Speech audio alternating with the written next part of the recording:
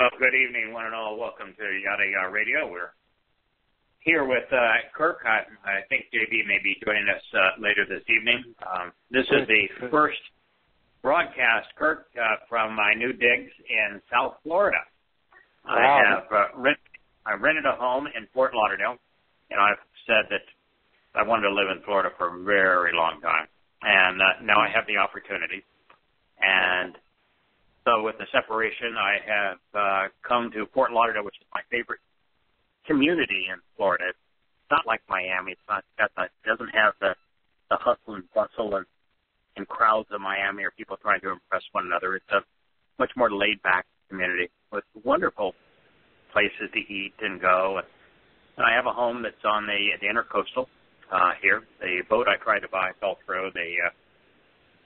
When you do an inspection on a boat, it's called a survey, and the survey on this boat was very long and detailed, and the owner of the boat did not want to take care of the problems revealed on the survey, so we parted company. But nonetheless, it's a delight to be here. I'm going to settle down. As soon as I get moved in, I'll start translating and writing again. So it's nice to have a place where I feel at home. Good to have a place, yeah. That's always good. Yeah. I just so much love Florida. I love warm water. I love the beaches. I love the boating. And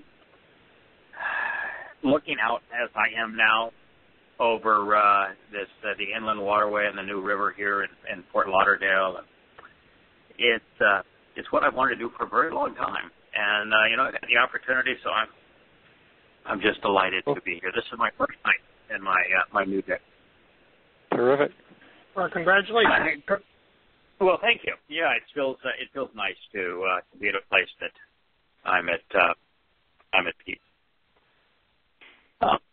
Kirk, what I wanted to do before we move to the research that you have done with Matthew 5, 6, and 7, what's called the Sermon on the Mount. It's really the teaching on the Mount. Is I did want to finish the section we were in chapter 11 of Observations for Our Time. It's the last chapter of volume 1 of Observations for Our Time. And I wanted to reemphasize the points that are made by the Creator of the universe in Shemot names Exodus 12:49, and then how he underscores them in Mashal Proverbs 4:1. When it all comes down to the bottom line with God and his communications to us, the three statements that we're going to begin this program with are as important as any ever revealed. This begins. 1, Echad, a single, solitary, and explicit Torah. Source of teaching, guidance, instruction, and direction. Torah is from the Hebrew word yara, which means to provide an outpouring of educational instructions and directional guidance. Shall always and actually exist. Haya, was, is, and always will be. On behalf of the native-born person, Ezra, the one who is naturally born from Zerach, the one who is alert, comes out, rises up and shines, and for the individual from a different ethnicity. You're a person from a different geographical location who is, as a guest, considers the implications while gathering together and dwelling. As an individual who is Gur, gathering, congregating, and dwelling together, demonstrating the proper reverence and respect for the future considerations and implications within your midst. Ba, Tawik, Etem. Well, Kirk, one Torah pretty much destroys three religions. Right out the window. All gone. Yeah, honestly, hi, JB. Yeah, three religions, all shot to pieces with just one Torah. That means, guess what, folks? There can't be a Talmud. Guess what? There can't be an oral Torah. There can't be an oral law. And there can't be a New Testament, and there can't be a Quran. Yeah, the Quran claims it confirms the Torah. Now, of course, it's the antithesis of the Torah, so to believe that it confirms the Torah, you have to be a nincompoop. But you can't have a different revelation than the Torah or anything that conflicts with the Torah, because one Torah is for everyone. There can be no Christian New Testament. There can be no Quran. There can be no Talmud. Just with two words. And what follows? The world's three religions are destroyed. Yeah. And, of course, this isn't very good for socialist secular humanism that says, oh, we ought to respect multiculturalism, many different faiths, many different ethnicities, many different ways, many different preferences. Mm-hmm. No, God says it's just one. Yahowah. One source of teaching, one source of guidance, one source of instruction, and one source of direction. Oh, but why should we pay attention to this? This is in a book written by a broken-down sheep herder 3,500 years ago. Certainly it's not relevant. This is a religious text, after all. No, it isn't. And no, it wasn't. No broken-down sheep herder came up with this statement. This statement was authored by the Creator of the universe. If you don't like it, take it up with Him. If you want your goddamn New Testament, take it up with God. If you want your Pauline letters, my advice to you is to drop them rather than to try to present them as godly, because all you're going to do is upset the Almighty. Do you want to believe that, I sold a house in Ohio. My ex was given the right to sell it. She did. It was my granddaughter's house. And the person that bought it was a Muslim. He was really a cantankerous guy. And as I was there walking him through after the house closed, walking him through all the features, functions of the house and the switches and the systems and that sort of thing, I stumbled upon a box of books that I had forgotten to remove, and guess what book was shining through the top of the box? Prophet of Doom. Prophet of Doom. I said, I forgot to read these books. He said, oh, you're a writer? It looks like you wrote that. Yes, I did. Oh, what's it about? Oh, well, it's the book. It is for you. And sets it into the context of Muhammad's life using the two historical and biographical sources of hadith. Oh, he says, I'm a Muslim. We respect Muhammad and we respect the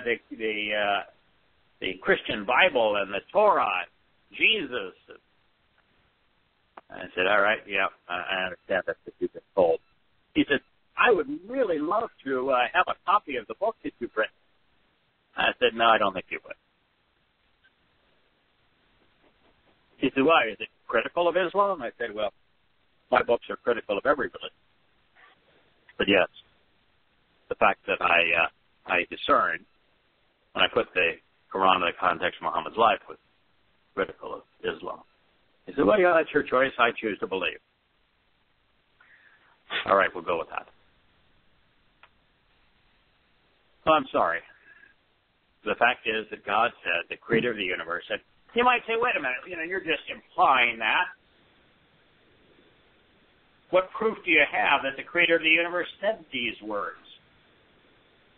Well, I translated the opening salvo of the creation account, and I found that it was precisely accurate. Not only in the order of things, but in the timing of things. 15 billion years looking back is 6 days from the perspective of the Creator at creation.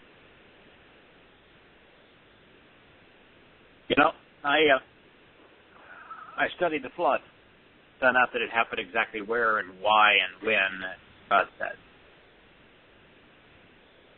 I studied the prophecies that we have begun to discuss and found that, in fact, only a being that exists outside the confines of time could have reported in our past what we would experience in our future. Oh, God proves his authorship. He proves that he is God. Beyond any doubt, all you have to do is take the time. And this God, the creator of the universe, said these words: one Torah. Haya, has, is, always will be. Is there any questions what Haya means? None at all. JB, you got a little translation? A lot of translation. Probably the single most Haya, used word in all of Hebrew language, and it's pretty clear what it means. And in Hebrew, would it be appropriate for us to say that one Torah is, and not was and will be? One Torah will be without one Torah is, or one Torah was without is or will be? Can we constrain Haya to one of those three tenses, past, present, or future? No. Nope. It's impossible, isn't it? Absolutely. There's no rational way to do that. In fact, what conjugation was placed on Haya? I don't have that in front of me right now. I can't say. Yeah, I'm looking at it. The imperfect. Oh, ongoing. Does the imperfect constrain time? Is the imperfect ever constrained by time? No. Nope. And it was also ongoing. Call stem. Does the call stem give you the ability, the luxury of a symbolic interpretation? No.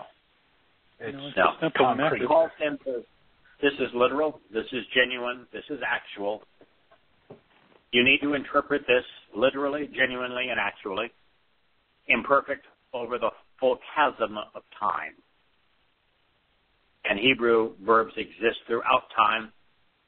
So one Torah has existed, does exist, and will always exist.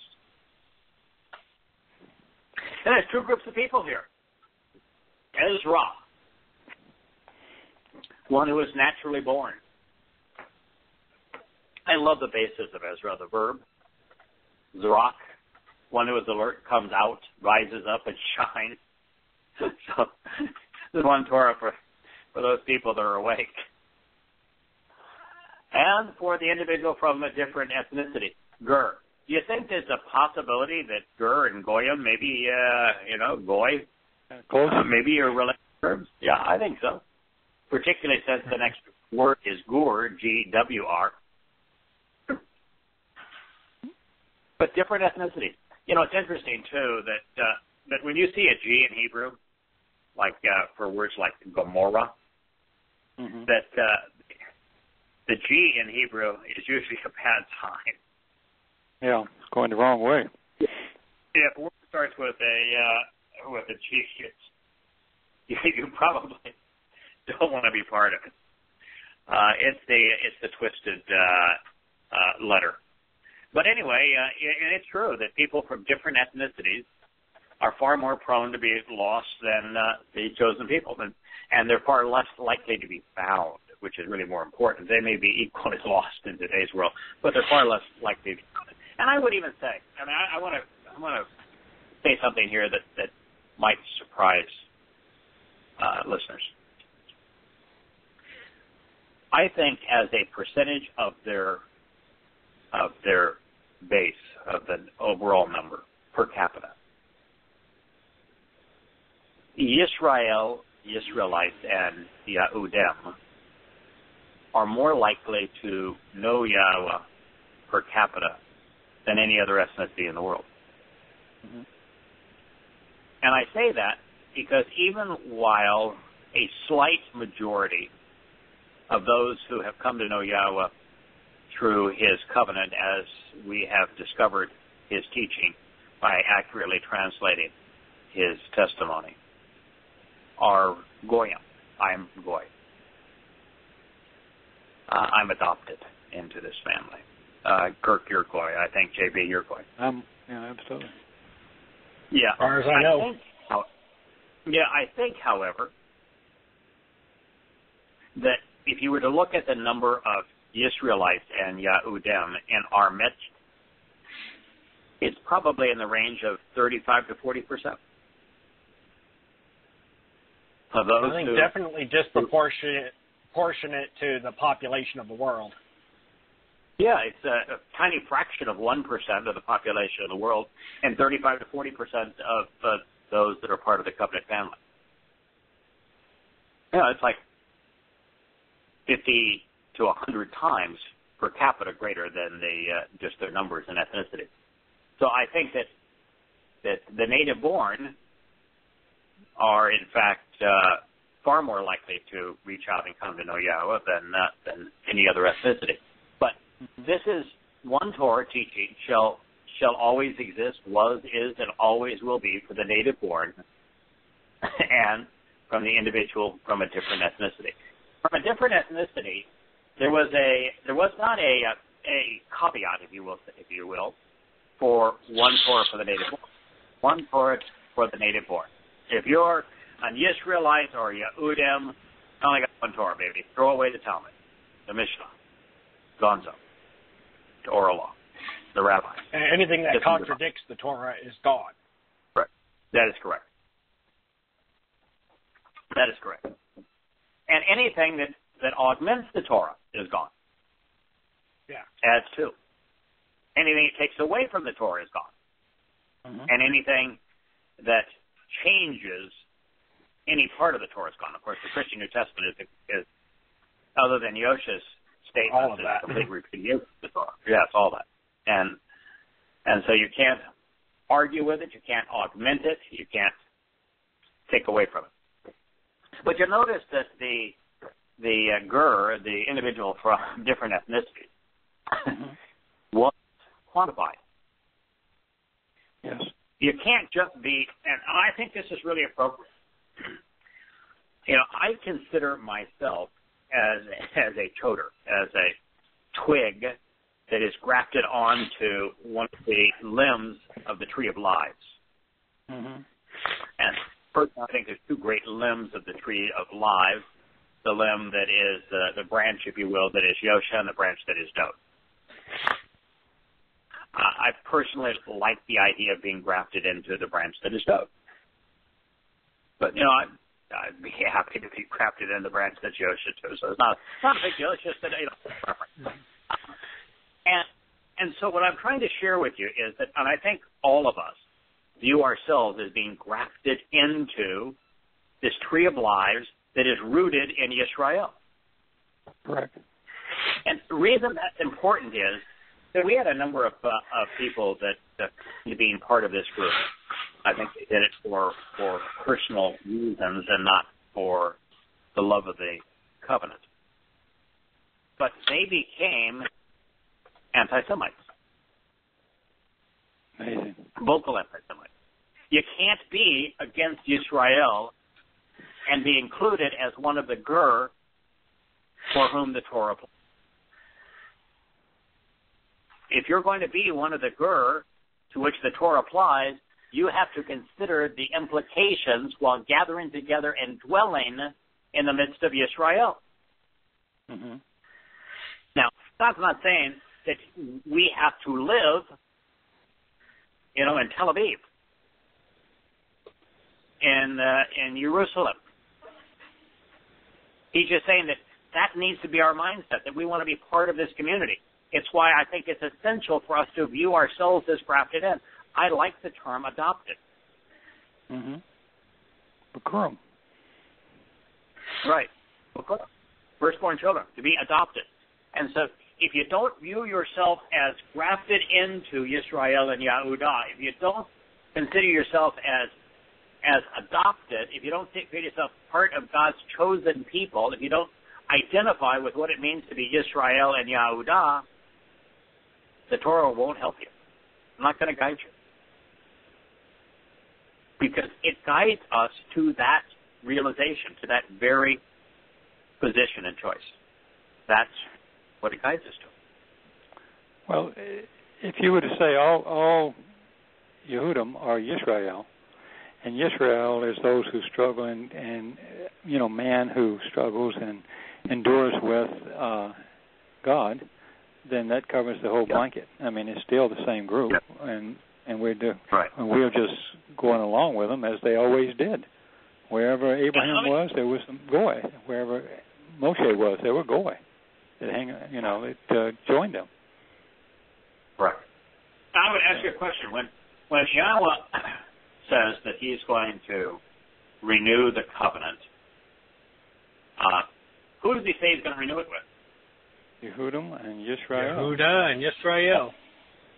So if we are not associated with Yehuda and Yisrael, we'd be on the outside looking in, wouldn't we? Absolutely.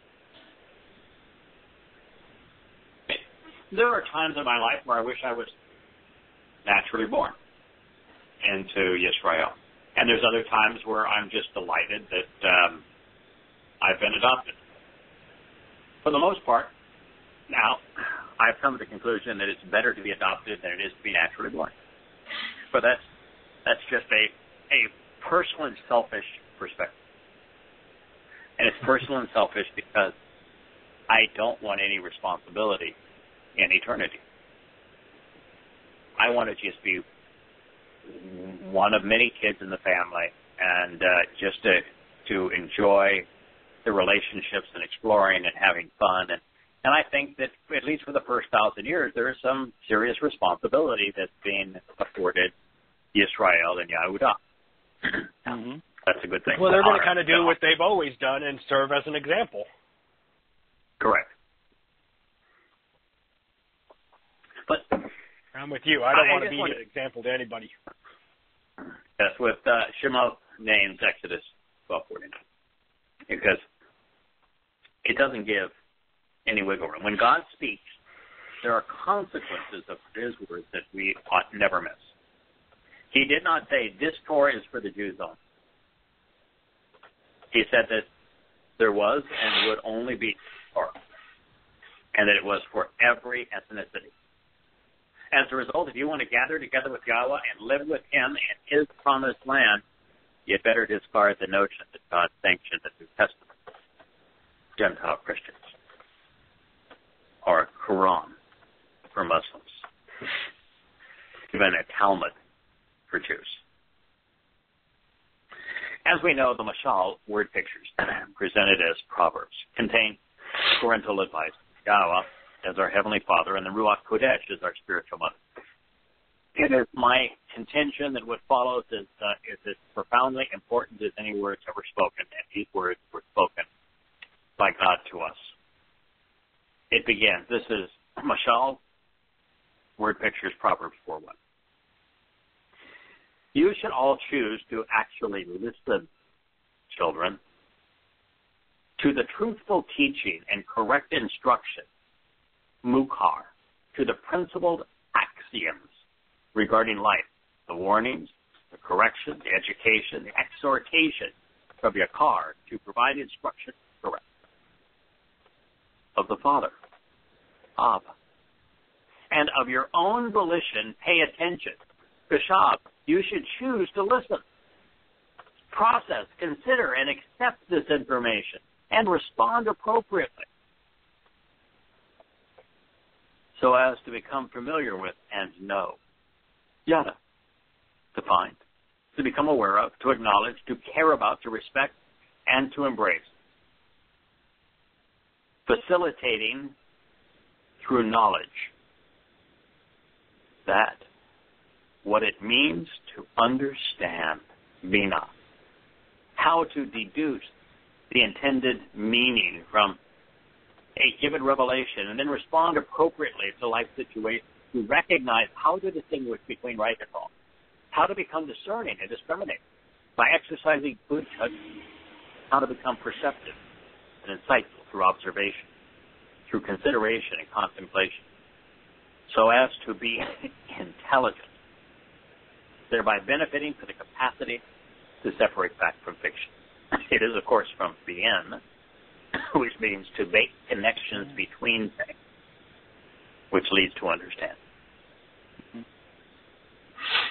Guys, that takes my breath away.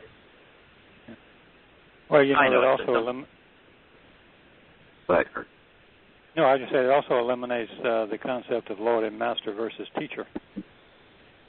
yes, Because you start right out with you know, of your own accord, of your own free will. So that eliminates obey and command. Everywhere you go, it does that. But I mean, it's amazing how many times. Command is gone. Law is gone. Submit is gone. But also gone with them are faith and belief, and therefore all religions. Mm-hmm. There's no room for faith here. There's no room for belief here. There's no room for religion here. There's no need for it. No room for law. There's no room for Lord. There's no room for being submissive or for obeying.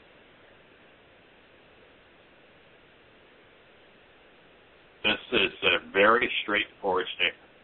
It says that we should listen as children to the teaching and instruction of our Father, and then of our own volition pay attention so as to know, so that we might understand. You know, guys, if I were to distill what I have learned in the last 15 years into a single statement, this would be it.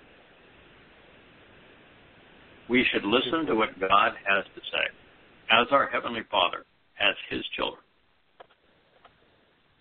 so that of our own volition we might learn from His teaching, from His guidance and direction, so that we might know, and as a result of knowing, understand.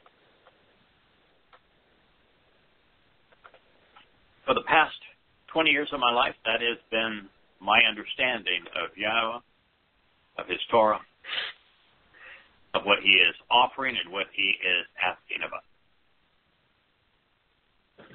It is really a full stop for me. It's the beginning and the end. It is the synthesis of everything I've come to know and understand.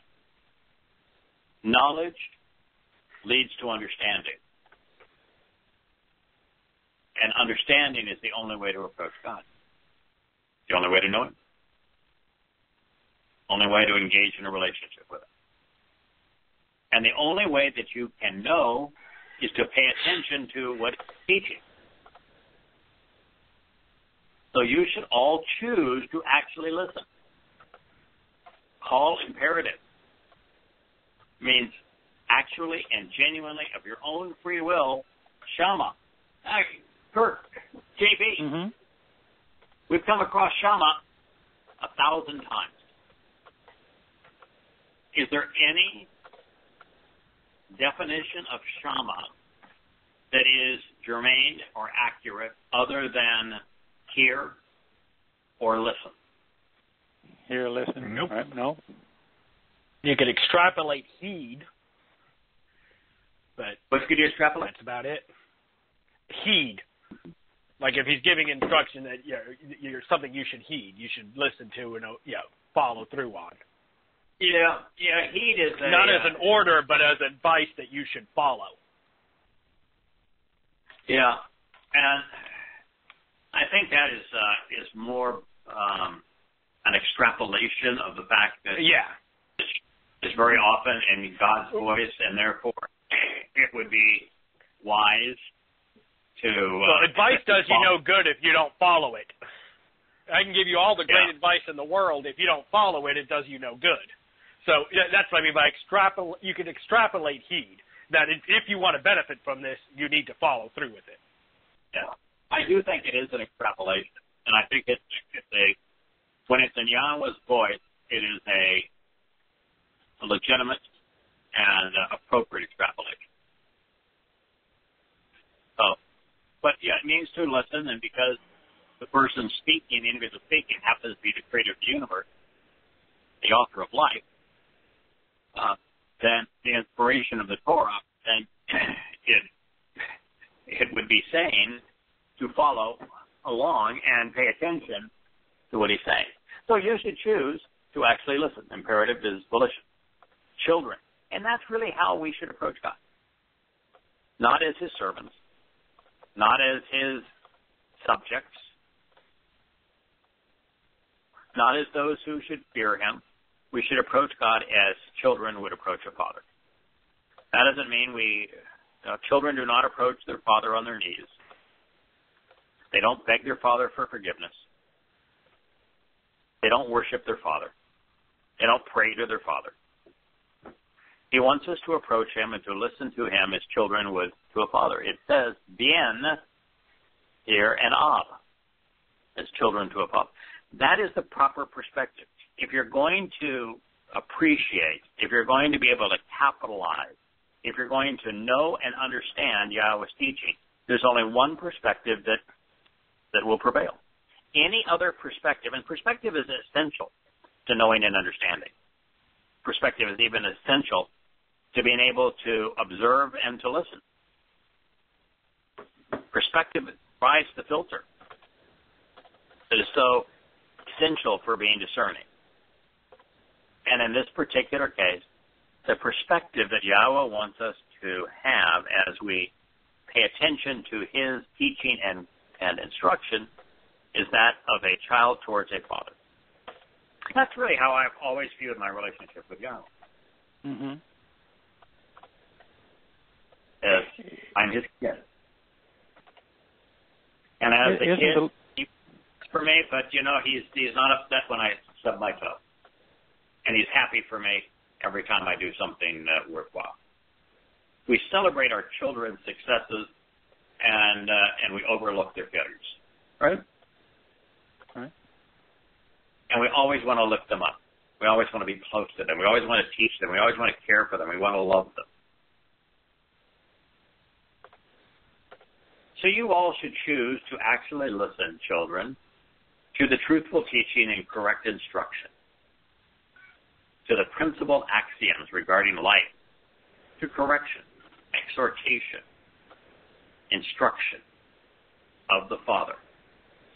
Of your own volition, pay attention. Now, one thing is to listen, and this is the thing that you guys were suggesting, particularly JB, where you said that, all right, the only thing you can extrapolate on Shama beyond hear and listen is to heed. Well, this is saying the same thing, is pay attention. It's just not, listen, I can listen to music, and it goes in one ear and out the other, and that was pretty, now what do you want to do next? I can listen to the song of the humpback, or the screech of the eagle, the roar of the lion, the blathering diatribe of the trumpet. Preacher. Or the preacher. But what God is saying here is that as you choose to actually listen, pay attention. Process, consider what's being shared. Accept the information because it's empowering and it's enabling. That's what Kashab means. It was written in the Hiphil imperative. The subject, the father, empowers and enables the object, his children, to engage in this process as if they were like him, so long as they choose this course of action. What a powerful way to describe this verb. Mm-hmm. And what are the last two words? The last two words are as important to me in the process of coming to know Yahweh. I concluded a long time ago as I tried to study this whole process that it is impossible to understand without first knowing. We first have to know, and then we can understand. But that transition from knowing to understanding is based on a very specific process, and the process is described by the Hebrew word that Yahweh chose, banah. Banah means to make connections between things. It's by relating things, by connecting things, by understanding the correlation between things. The correlation, for example, between father and son. the correlation between teaching and knowing, the correlation between knowing and understanding, between making the connection between the covenant and the mikra, the Beireth and mikra, making a connection between Yosha's statements on the Sermon on the Mount and the Torah teaching regarding what he was going to do and what he represented and what we ought to do relative to the Torah. Because his statements in the Torah were identical to what we're just now considering. The ultimate goal in life is to understand. It is the most powerful, most productive, most beneficial, most useful, most uplifting, most liberating thing we can possibly achieve. You know, when I began this, I was very nervous because I realized there were many theologians in particular who would know more than I did. And then I realized there was no reason for me to be nervous. Because while there may be people that know more than I do, few understand Yahowah and his Torah teaching better than I do. Mm-hmm. Understanding is a billion times more empowering than knowing. And now I think that there are hundreds of us who can make that same statement. Mm-hmm. That we have come to understand. And with understanding, there's total confidence, enrichment, empowerment, enlightenment. And nothing is more important than understanding. But you can't get to understanding without knowledge. And that's why so many times we tell people, no, I'm not going to give you the easy answer as to what you should do on Pesach. Mm-hmm. Or Matzah, Bakurim. I'm not going to give you the easy answers to do on the Shabbat or not do on the Shabbat. I'm not going to give you the easy answers how do you become part of the covenant. Because if I were to do that, or if any of us were to do that, we would shortchange knowledge. And if we shortchange knowledge, there's no chance of understanding. And without understanding, there's no hope of success. Mm-hmm. Let me add that, write the letters again to do these studies. I'm sorry? When you start to analyze letters and do these in-depth studies, mm-hmm. isn't it always the end result is you make the connections between the things that you're seeing, the definitions and the characters of the letters, and that as a result, you develop knowledge, and that knowledge through connections leads to understanding? Well, absolutely. What I was going to say to you is what you're describing, or what Yahweh is describing, is what in the educational circles they call a gestalt learning or field learning, where you throw out tons of information expecting that person can connect the dots, and we'll learn that way, just the way we learn to speak. We don't go through a formal education on how to speak English as a child. You pick up daddy and mama and a few words, and then you put a sentence together, and your brain is quite capable of doing all that. The problem, and the reason I feel and that I know now, this is Terry's observation about why our rate of reception is so low, is for people hearing this message is, she'll tell you, and I think she's totally right, he says it is impossible if they don't want to know. And the reality is 99% of the world does not want to hear this message. No. And you can beat them over the head with all the evidence. The thing that we do in this regard is that we really, really want to know. And we'll plow through all kind of stuff and read as much as we can and research as much as we can, whatever it takes. And after a while, it just becomes fun, and it kind of boosts your own even more. Because, well, that was interesting. What else can I find? It's like a great treasure hunt. Even if you know what all the main answers are, it's all the little nuances become so intriguing. But you have to want to. I mean, that's true of anything you're allowed to teach. If they don't want it, if they don't want to know it, then you're dead in the water. Yeah, my view, Kirk, that starting 20, 30, 40 years ago, and maybe if this Genesis would go back all the way to the late 1700s, that the elitists who sought control recognized that information, knowledge was becoming more ubiquitous. You know, with the advent of the printing press, and then now with the advent of the internet and mass communications, it has become exceedingly easy, if you have the desire, to know. And so it was decided educationally to thwart the masses knowing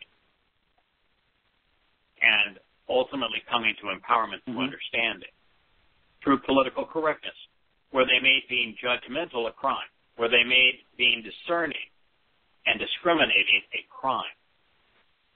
And so in political correctness, you're indoctrinated to accept that which is false because it is popular, it's politically correct, but it's invalid. And you're never encouraged to debate, to understand logical fallacy, to apply statistical analysis to understanding probability, or to be discriminating or judgmental. And as a result, society has been dumbed down to the point that the few who will take the time to know don't understand. So that understanding is probably the single rarest commodity in our world today. Well, that certainly is a major part of the problem, just because you can't get it. But let me ask you this: if the Masoretic text has been around a long time, I mean, not just the last 50, 100 years, and a group of people have seen that. Maybe they were mostly rabbis or things of that nature, or people, students. They should have been able to read that if they wanted to, if they had grasped it and understood it. They could have launched, a movement to some degree of people who wanted to know. Yeah. And it's a few little steps make a lot of steps, and then next thing you know, you've got pockets of people who would understand. So it's not all. I agree with you. If you cut off the libraries and you cut off the internet and you cut off any access to books and you punish people, I mean, burn them at the stake for even having a book that had the Old Testament, so-called, the Torah in it, then you're not likely to want to pick one up or go with one. But I don't think there's ever been a century when there wasn't somebody that knew or could have known, but whether they agreed to the terms and the conditions, I don't. Obviously not. It's really sad, but I mean, it's I think you're right on all cases, on all counts, right? Yeah, Brother Kirk, I'm going to actually say that if you were to synthesize what I began between 15 and 20 years ago, and that what we all collectively do now, right? That we collectively are the only people on this planet doing what God asked. And that our gift to humanity is that we have not only done what God asked, but we have made it available. We have chosen to listen as children to the truthful teaching and the correct instruction of the Father. Of our own volition, we paid attention. We processed and considered and accepted the information so that we could know, and that so everyone who is listening and reading can know. And then we took it the next step. We made the connections so that we would understand, and we shared that understanding so that anyone who is listening to us, anyone who is reading his book, can understand the single most important truths ever conveyed to humankind. This is our gift. This is Yada Yah. This is an introduction to God. This is observations for our time. This is the work of the children. This is the neck. It is nothing more than this. It is nothing less than this. It is this.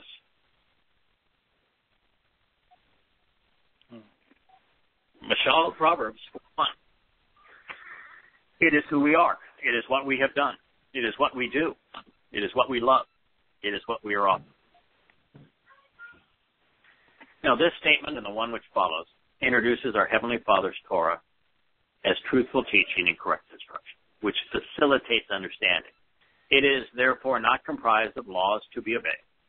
As such, we are being encouraged of our own free will to listen, choosing to pay attention so that we can respond appropriately. God is affirming that He is providing the information we need to know to understand. He is thereby making faith irrelevant. Moreover, Yahweh is outlining the means to this highly desirable state, which begins actually with us choosing to listen to our Heavenly Father's teaching and instruction. The next step is to pay attention to the process so that we can accept what He is conveying and respond appropriately. Knowledge leads to understanding by making the proper connections. As such, between Yahweh and the Torah, between Yosha and the Torah. Yet, Kirk and JB, I may sound like a broken record here, and if I do, then so be it. There are so many powerful Repetition is the mother of pedagogy. So many powerful perspectives in it. It's not just that we ought to listen to God. It's not just that we ought to pay attention and capitalize on what He's offering, as the first two verbs suggest. It's that we ought to do it from the perspective of a child with her father, not as a subject to the Lord, not as a peon to fear God. As a child would to their father, we ought to listen to what Yahweh said and pay attention so as to process it and take advantage of His teaching. As a result, come to know and then make the connections necessary to understand. That's the perspective. That's the process. That's the result.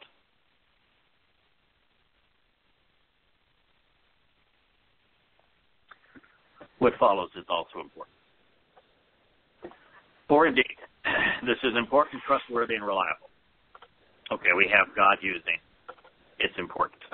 Kate, this is important, trustworthy, and reliable.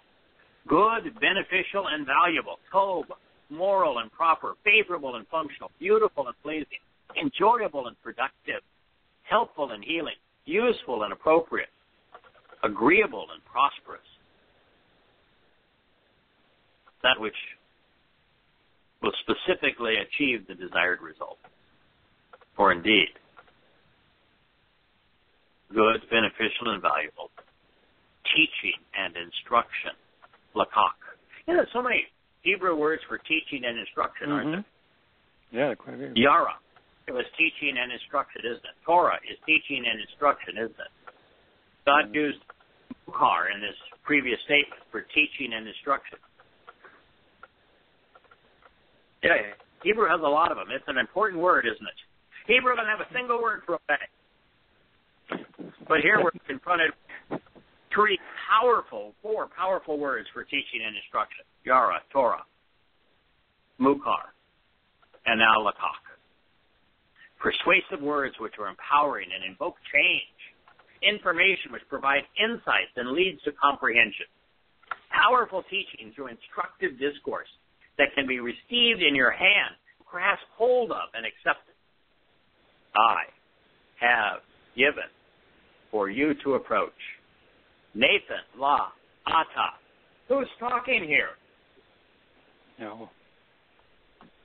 I have given for you to approach. I have actually produced, provided, and bestowed to you as a gift, placing before you, permitting and allowing you to draw near.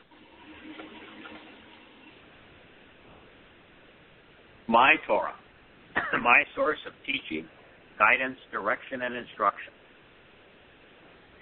You should never forsake, neglect, or reject. Al-Azab. Without it, you will be forsaken, neglected, rejected, and abandoned, separated and left behind, remaining unrestored. Call imperfect usage, a literal expression of ongoing and negative consequences. Yikes! For indeed, good, beneficial, and valuable, moral and proper, favorable and function, beautiful and pleasing, teaching and instruction I have given for you to approach.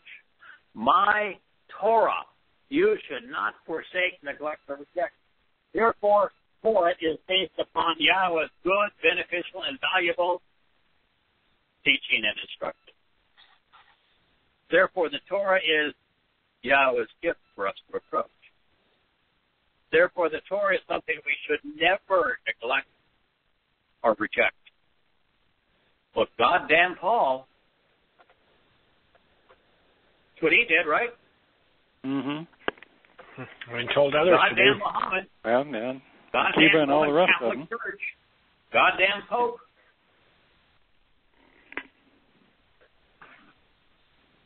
It's funny, you know what all three of them have in common?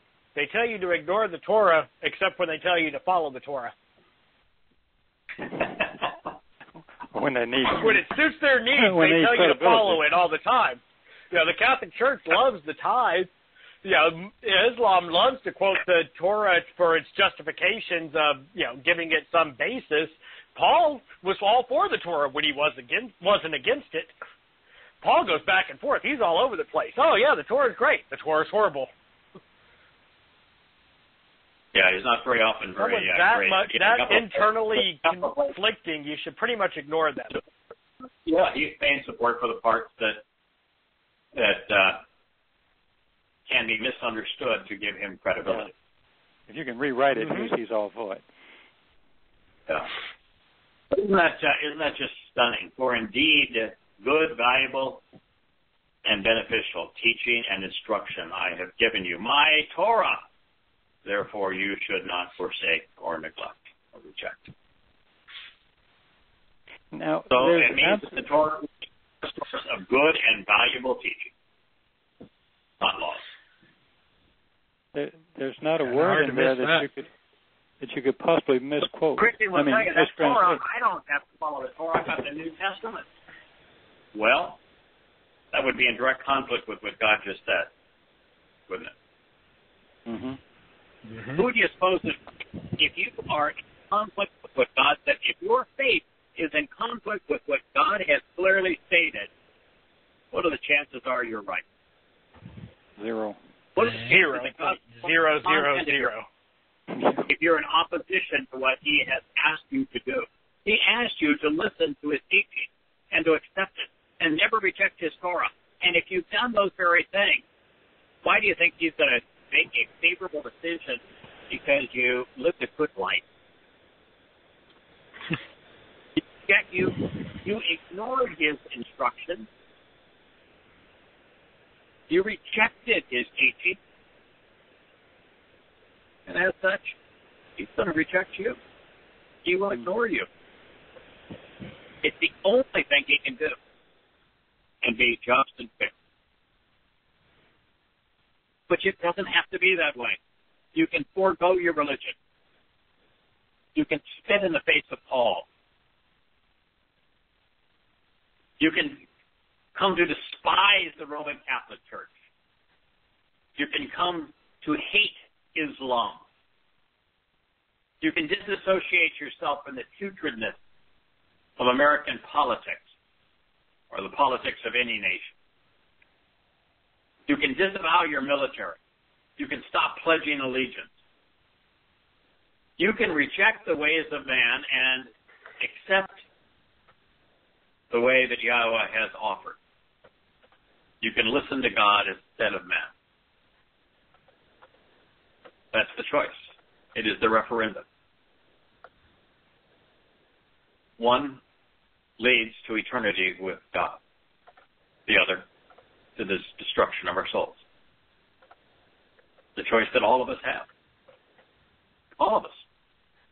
For indeed, good, beneficial, and valuable is the teaching I have given for you to approach. My Torah you should never forsake, neglect, or reject. I don't know how it gets any easier than that. That's straightforward. That's pretty simple. What did Yosha say? Do not think that I came to annul the Torah, for not one of the tiniest letters, the code, or the strokes that comprise any of the other letters shall be done away with so long as the heavens and earth exist. Well, how is that any different than you should never forsake, neglect, or reject my Torah? By the way, did he say the Jewish Torah? Did he say the rabbinical Torah? My Torah. My Torah. His teaching. God's teaching. And the same thing he said is that this lakab, this teaching instruction I have given to you, Nathan Allah Ata, for you to approach. And it's my Torah.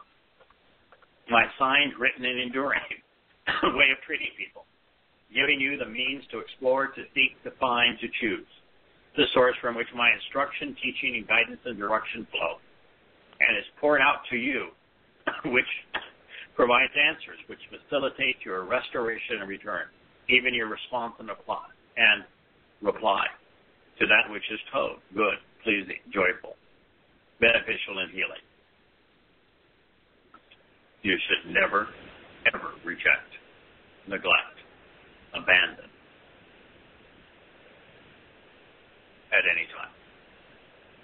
Well, that's, guys, what I wanted to, and I know I took a full hour to just convey those three statements. But what more do you need to know? No. Do you not want to continue on with 4.3 and all? You know what I can do when we get to it, which we'll be getting to in another week or so, and it's it's all written up as so. You can proceed on if you with 4.3 and all if you wish.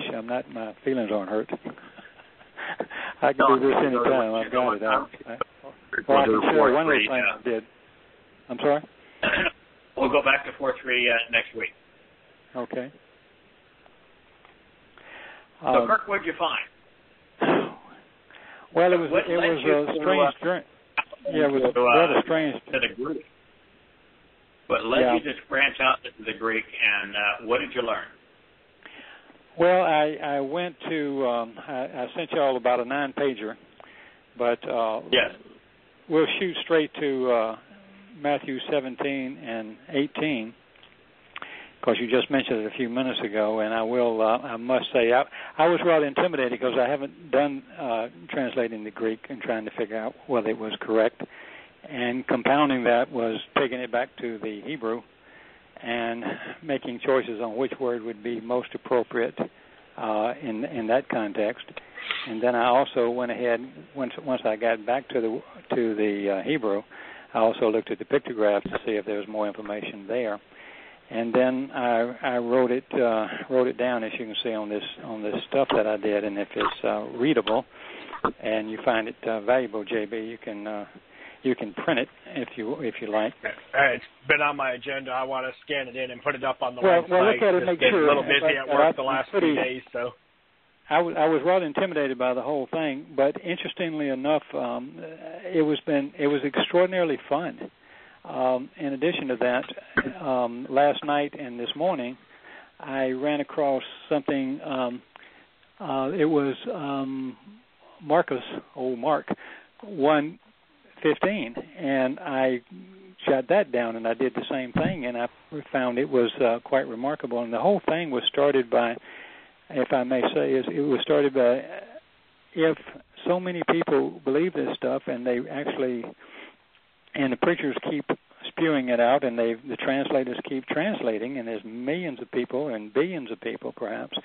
I know down where I came from, everybody's, I'm going to study the Word of God and all that, and they all assume this is going to lead them to eternal life, but they don't study the Word that you and I are studying, because they're not studying the Torah, and they're not studying anything close to what's being represented, because they've changed so many words, and it can't be anything but a conspiracy, or I'm just not going to do it because that ruins my religion. So they either know and choose not to because they don't believe it matters one way or the other, or they are just criminals.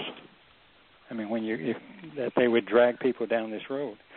So with that said, well, I'll go over to Matthew 5:17.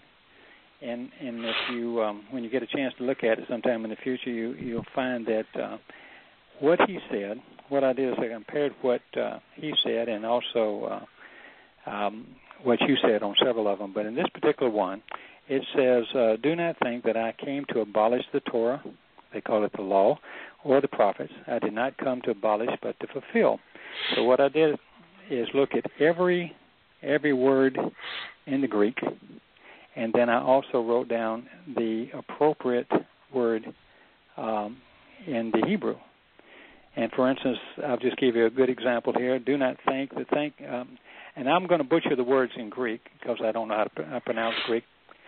Nomosete or nomoset is the Greek, and it says to practice, consider, a way of thinking, and to suppose. And it comes from nomos, which is listed as 5 books of Scripture, the Torah, or a religious system of thinking. Short definition is law, Mosaic law, that which is a sign. The word that they would have used there for that one, of course, would have been you have a couple of choices here. To think is either zamam, which means to consider or purpose or devise or to think evil, so I rejected that one. The other choice that he could have said was chesed, to think, to account, to consider, which would have made a lot more sense. And if it's related to law, then it's not law, because nomos is law, but it's Torah teaching. And then it says that the rest of the second part of the verse, and this is to think that I came to abolish. So let's go down to abolish. And abolish is... Can I interrupt just 1 second there? Certainly. Because I spent a lot of time when I was translating both Paul's letters and Galatians. And then as I was trying to translate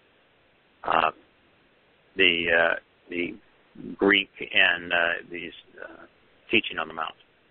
And nomos is central to that. And so the first thing that I learned is that it really doesn't matter, Kirk, what nomos once meant or what it means today. And the reason I say that is that if you look at the Septuagint, every time that the word Torah is written in the Hebrew text, the Septuagint translates Torah as nomos. Nomos, law. And since there is absolutely no question whatsoever that Torah means source from which guidance, direction, and instruction flow. Thus teaching. If teaching. When nomos is used to translate the word that Yahowah, the creator of the universe, chose to convey. When we see that word being applied to something that is central to God's teaching, we have to use God's definition. You're never going to come to understand Torah and the meaning of Torah through the Greek word nomos.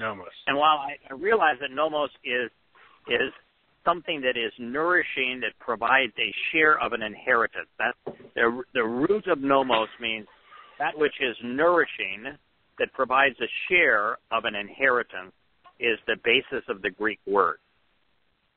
And while I spent a lot of time developing that, I was wasting my time. Well, I would say you weren't wasting your time. That's not instructive in understanding Torah, but it is instructive in helping us to understand how to translate the Greek.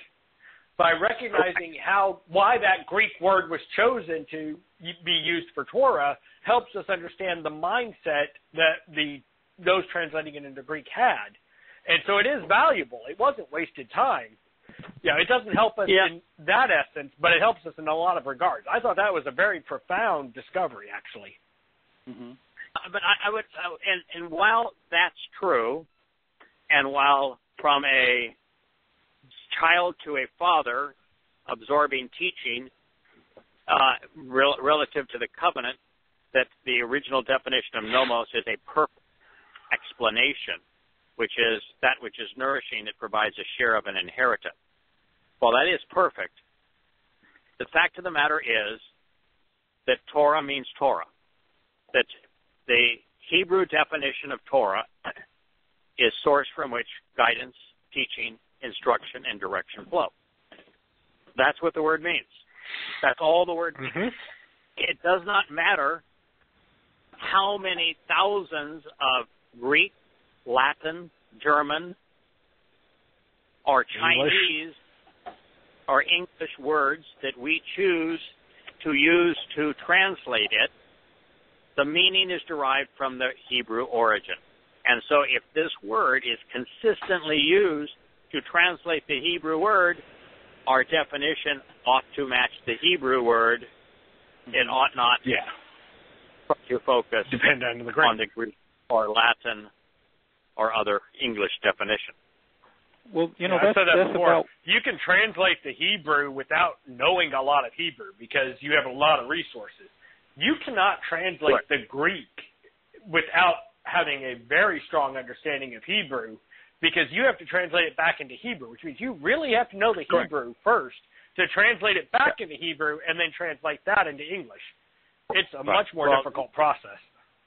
Well, to underscore that, did at any time, at any moment of any day, for any second, did Yosha ever utter a Greek word? Never. No. Did he ever utter a Latin word? No. Nope. Nope. What language did he speak? Hebrew. So when he was giving every day, all day instruction on the Mount, when he said, "Do not think that I have come to annul, reject," he would have said, in this case, you know the Hebrew word that he would have used, the verb here for annul, reject, do away with. What's the Hebrew word? Azab. Yeah. So the Hebrew word, the Hebrew verb that he used here was azab, the same Hebrew verb that was in the passage we just read in the Mashal. He used azab. And then, did he say nomos or did he say Torah? He said Torah. He had to say Torah. Azab Torah. Do not think that I came to azab Torah. So if we're going to render this, we're going to translate it, we've got to bring it back into the Hebrew and then define the Hebrew terms and the language that we're speaking in to the best of our ability. Really simple. Yeah. Not even complicated than that.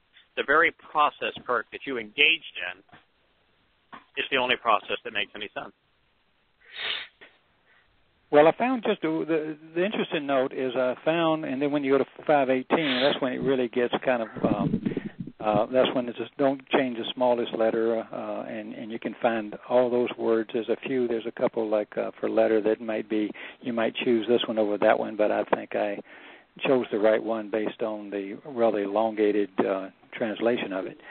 And the point being that what I was looking for was, why is it someone who is a scholar, someone who is a translator, someone who has got a PhD and goes to these Bible colleges or universities, and they run across this and they don't know something? This took me a couple of days of whatever spare time I had, but it wasn't horrible. And if I could find it, what the Hebrew word was, and then you find that the definition is not the same on so many instances, or not as clear, why would they make such a short definition? Obviously, it's because they're promoting what they're promoting. And then once you go through that, you know, I truly say to you, the English translation, before heaven and earth pass away, well, heaven and earth haven't passed away, so it's not a fulfilled thing. The big thing I was trying to get to was fulfilled, because it hasn't been fulfilled, and he didn't really say it that way. And then don't change the smallest letter. Or don't speak change. to that for a second, Kirk. Sure, again, absolutely. is that understand that the Torah's teaching is for all time. The Torah's teaching, 1,000 years, the 6 days of man, leading to a seventh day of rest with Yahowah, followed by the 8th day of Sukkot, of eternity. And so here, as we approach year 6,000 Yah, we are still 1,000 years away from the conclusion of the millennial celebration of the Shabbat. And even then, we are an infinity away from the Torah's ultimate plan, which is to camp out for all time with God. So it has not been fulfilled. Much of it has, but so much of it remains. Yeah. And when you get to those words, though, they don't say that. Palah is the word, and it just means to cover, to fill, and most of it is related to fulfilling Pesach and Matzah and Bikurim. And yes. And everything that's duplicated there, we've always said, or at least I've always said to everybody, other than past assault, Yahushua would have said whatever he came out would have been from the Torah, other than day-to-day verbiage. I know I keep on interrupting you here, and I apologize go ahead. for doing that. I know you're an active listener. I'm an active listener, but when you think about for a moment, do not think I came to do away with any part of the Torah, the prophet.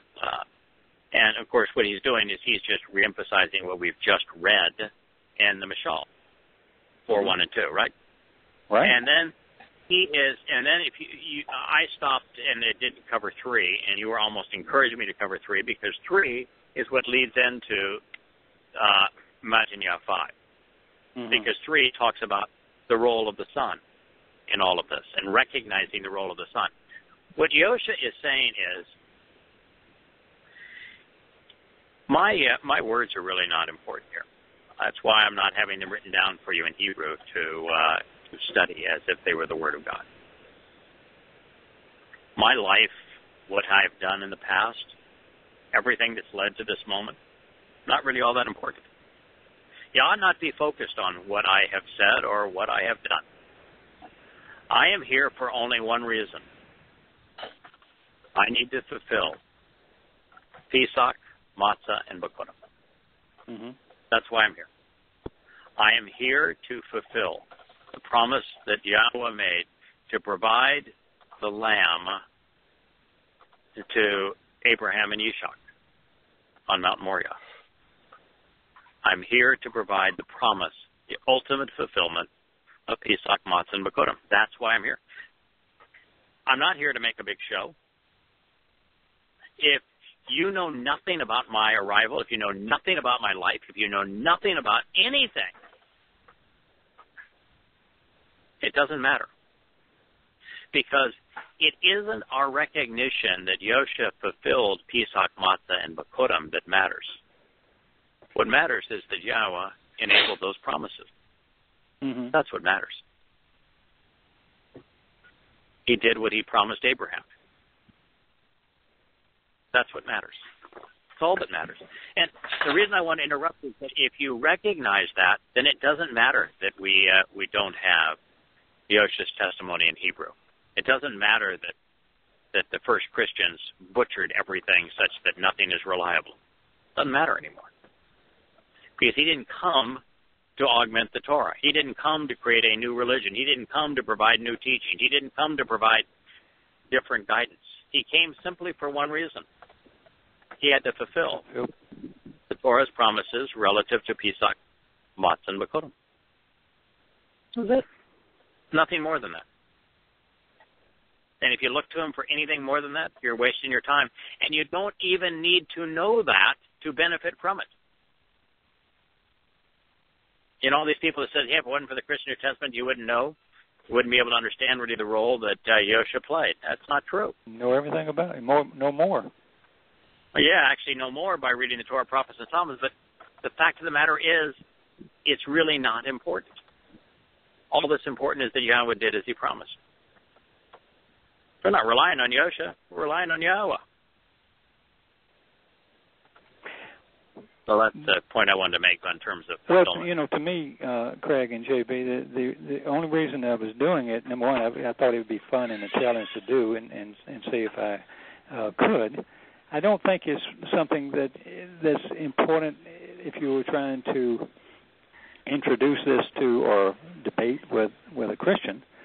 It's just another nail in the coffin if you're in the middle of this process and you still haven't jettisoned all your Christian concepts. It proved to me beyond any reasonable doubt that everywhere I went, they choose the translators of the Christian Bibles have used the simplest words or the least important words, the ones that captured the least amount of what the Hebrew word was. And the way that you translate, and both of y'all translate, and y'all add all the extrapolated material on it means this, and it also can mean this in this context, et cetera, that I don't think, I've kind of concluded that I don't think I can analyze all these words, but I couldn't translate it without having to be rather long-winded, just put a big parenthesis and say, and this also means this, so that you can connect the dots, and I found myself doing that so much. In this process, I was going, okay, and that means, and then I would connect that to this and this to that. And I wouldn't want to do it without it. I wouldn't want you to write just a simple translation, even though yours aren't twice as much in depth as those, and we already know some of these words, so we know a lot of things about that particular word. It was more for people who are along the journey realize this ain't kidding around. I've included in 1:1 and stuff when we get to that, if you want to look, I've included a lot of stuff. This is what you said. This is the documentation for why I'm sure you chose it, because I could find exactly the same thing. Here's what they said, which is so awful or so simple or so just nothing. Inadequate. Why would you want to? You learn nothing from these things other than they're false. They're liars. They're, Right. So, and then just for the follow-up of this last thing on Matthew, I went, for some reason, I don't know, I was thumbing through and I found Dabarim 4:1 and Dabarim 4:2, and Moshe says the same thing. 4:1 just tells you what he's talking about. He's saying don't change what.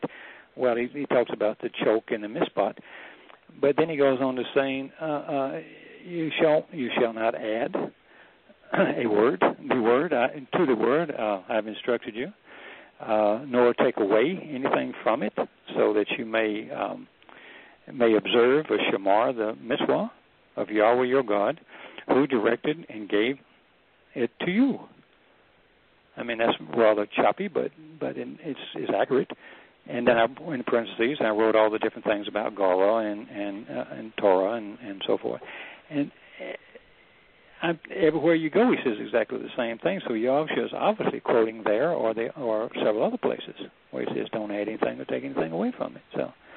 So if you're looking for it, you really don't need it. But if we have that baggage out there and there's a debate at all in your mind, then rest assured, Yahweh has already settled all this. And the place to go is the Torah. And it always will be. Somebody might say, why we've written these tens of thousands of pages of books. Aren't you adding to it? No. All we're doing is trying to explain it. Unfortunately, trying to understand it. We have a feeble language called English, and we're trying to put it back together in the mindset of someone who would really understand Hebrew. Yeah, trying to convey what it actually says, and then to make the connections necessary to understand what it means. Yeah, which is really sad when it's really sad, guys, when you think that. I was talking to Jackie, and she reminded me of something we'd spoken of a while back. She said, one time you said, and I remember that I said the Hebrew language only started out with about 12 to 14,000 words in it, and right now it may be 17 or 18,000 because of modern words like rockets and atom bombs and things and computers. But I read the other day that the modern English language now is composed of 750,000 words. My God, that's a lot of adjectives. Yeah. So we have to bridge that gap to talk about when you say Torah means this, you should just know it means teaching, and you should understand that Yahweh means teaching. But that's the problem too. It's going to be a lot simpler when we don't have to have about 17,000 words or 12,000 or so.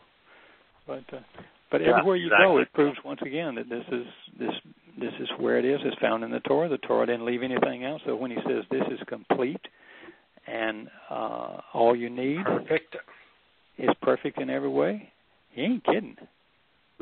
Mm-hmm. Prove it to yourself. I mean, it's there. Yes. So, God's clear. It's made a mess of it, huh? Yeah. Man just louses up everything. Well, he said, if he didn't come back in time, we'd absolutely wipe the place out. I believe it. Correct. Yeah, it's easy to see why God injected Babel, because if everyone spoke Hebrew, while it would make it easier for those who were interested to understand his Torah, prophets, and Psalms, it would have caused man to, working collectively and together, to destroy the planet. Wouldn't be any life. No. He had to cause us to have communication issues. Otherwise, just think of the harm we would have done to ourselves. Yeah. Well, that's another reason why the numbers that he will receive in his home are going to be limited, because if you give them that much power, even here on Earth, they would destroy the Earth, and what would they do to the whole universe? Correct. If they have 1 in a million. JB, it sounds like you have a daughter that's ready. Yeah, she just came to say good night. Yeah, the most beautiful thing in the world. Love you. And it is so wonderful that we have children, and through children we can understand precisely what Yahweh is offering to us through his covenant, and to view our relationship with our children and put ourselves in their position as they would say such sweet little things, I want to go night-night, Daddy. And we realize that if we approach Yahweh that's exactly how he wants us to relate to it. And I think first and foremost, we have to avoid looking at God through the Son, but as sons and daughters. Mm-hmm. Stop looking at Yahweh through the Son, and instead as sons and daughters. He said that was one of the greatest things I look forward to with having a child was, that's one more way I can relate to Yahweh, being a father of a child. And that has actually proven itself way more than I ever expected it to. It completely changed the way I view my relationship with Yahweh in a lot of ways. Having my own child, it's awesome. Yes. As it did for me with my sons and did for me with my granddaughter and soon to be grandson. It is a profound lesson. We were conceived specifically for us to understand who Yahweh is as our Heavenly Father and what he's offering. But it's far more important than just calling him our Heavenly Father. It's knowing the proper perspective to approach him and the importance of listening to his Torah teaching, because there is nothing else of value. Well, guys, I want to thank you. Kirk, we want to return to your study of Matanya 5, 6, and 7 and how they relate to Devarim and how they relate to this Mashal proverb next week. Okay. My throat is about given out for today, but I guess the first time that I really felt, I felt so restful. After we turned to your study, Kirk, I walked out on the pier. The air was warm. The thunder and lightning were in the background. The boats were cruising by, the display of light, the warmth of the air, the light breeze, just the look and sound of the water. That's the first time I really felt at home in a very long time. It was very, very settling, and I thank my Father for enabling this, and I hope that there's great inspiration that comes from this vantage point. It is a lovely perspective, one that is so kind of deeply ingrained in who I am to be here. Wow. And I'm most appreciative. Well, thank you guys. This was happy for you. It's just wonderful to always a good time. Bye bye. Good evening. May God bless you all. Good night. Thank you. See you next week. Bye. Night. Bye.